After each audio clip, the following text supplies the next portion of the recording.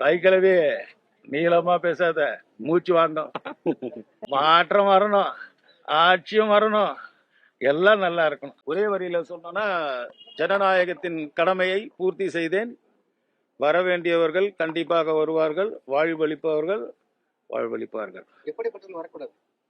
வரக்கூடாதுன்னு சொல்ல முடியாது, யார் வேணாலும் வரலாம். இல்லை, என்ன புரிதலோட தேர்தலை அணுகணும் இளைஞர்களோ முதல் தலைமுறை வாக்காளர்களோ?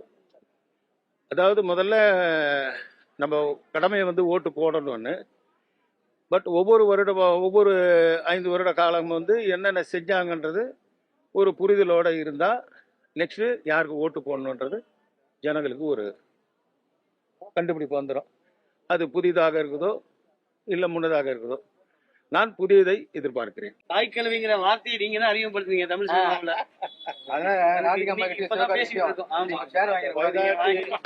வயதாட்டி முதியவர்களும் இங்க ஓட்டு போடுறது கடமைப்பட்டிருக்காங்க இல்லையா?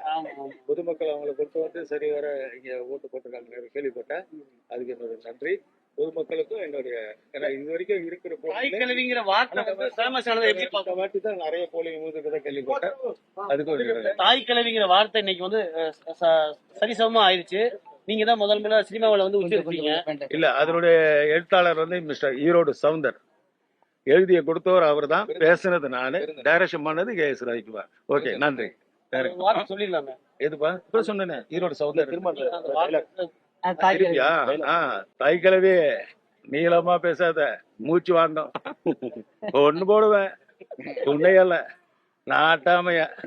மாற்றம் வரணும், ஆட்சியும் வரணும், எல்லாம் நல்லா இருக்கணும். நன்றி. ஓகே.